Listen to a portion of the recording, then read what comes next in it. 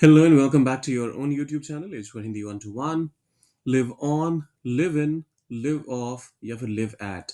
क्या मतलब होता है इनका और कब कौन सा इस्तेमाल करना चाहिए आइए वो सीखते हैं। लेकिन चैनल पर अगर आप नए हैं तो सबसे पहला काम आपने क्या करना है, सब्सक्राइब, लाइक और शेयर।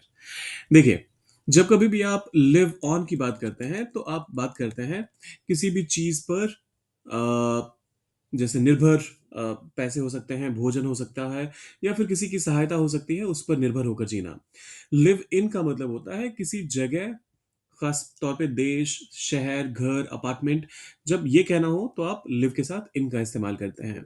किसी विशेष पते की बात हो तो आप लिव एट का इस्तेमाल करते हैं। और किसी अन्य व्यक्ति या स्रोत पर निर्भर रहकर जीवन यापन करने के लिए आप लिव ऑफ का इस्तेमाल करते हैं। ऐसे याद नहीं होगा, तो इसीलिए क्विज आपके सामने है।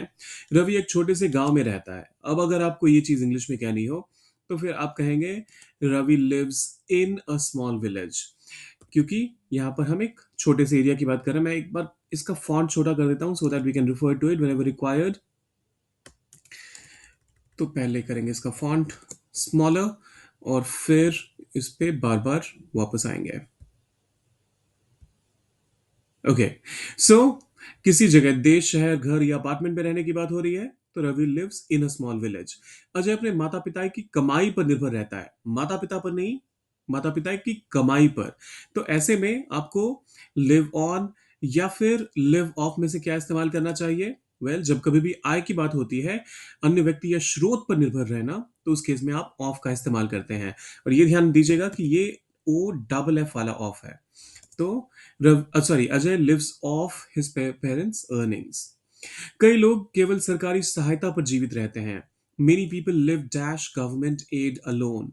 अब ये वाला जो है, कोई भी किसी से भी मिलने वाली सहायता हो, भोजन, आय इत्यादि पर निर्भर रहने के लिए आप लिव ऑन का इस्तेमाल करते हैं। So many people live on government aid alone. Sumit शहर के केंद्र में एक सुंदर अपार्टमेंट में रहता है। फिर से अपार्टमेंट में रहने की बात हो रही है। तो Sumit lives in a beautiful apartment in the city centre. मेरी दादी 45 नेहरू स्ट्रीट जयपुर में रहती है। एक बहुत खास पता है, तो इस वजह से हम यहाँ पर एट का इस्तेमाल करेंगे। My grandmother lives at 45 Nehru street Jaipur. छठा स्टेटमेंट आता है, रमेश सिर्फ दाल रोटी पर जिंदा रहता था। Ramesh lived.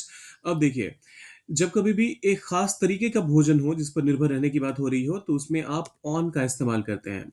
So Ramesh lived on जिस दाल रोटी। प्रिया लंबे समय से पुणे में रह रही है। फिर से शहर में रहने की बात हो रही है, एक खास शहर में रहने की बात हो रही है। So in Priya has been living in Pune for a long time. Are you इस पद क्या तुम इस पते पर रहते हो? Do you live? फिर से पते की बात हो रही है तो एट का इस्तेमाल होगा, do you live at this address. बेरोजगारी के कारण सुरेश को अपने दोस्तों के पैसों पर जीना पड़ रहा है। Due to unemployment Suresh has to live dash his friends money. ऐसे में जब कभी भी किसी और की वित्तीय सहायता की बात होती है, किसी और के पैसों पर जीने की बात होती है, तो आप ऑफ का इस्तेमाल करते हैं। और फिर 10वां स्टेटमेंट आता है, मेरा दोस्त बैंगलोर में एक बड़े घर में रहता है। बड़े घर की बात हो रही है तो आप यहाँ पर इन का इस्तेमाल कर लीजिए। My friend lives in a big house in Bangalore. Amit अपने माता पिता के पैसों पर है। अब इसको कैसे ट्रांसलेट करेंगे, इसमें कौन सा इन, ऑन, एट, ऑफ कौन सा इस्तेमाल होगा? सोचिए जरा, डालिए उसे कमेंट बॉक्स में। रेफरेंस के लिए अगर आपको पीडीएफ चाहिए तो कमेंट में लिखिए पीडीएफ, मैं लिंक आपसे शेयर कर दूंगा। और जाने से पहले सब्सक्राइब, लाइक और शेयर करके जाइएगा।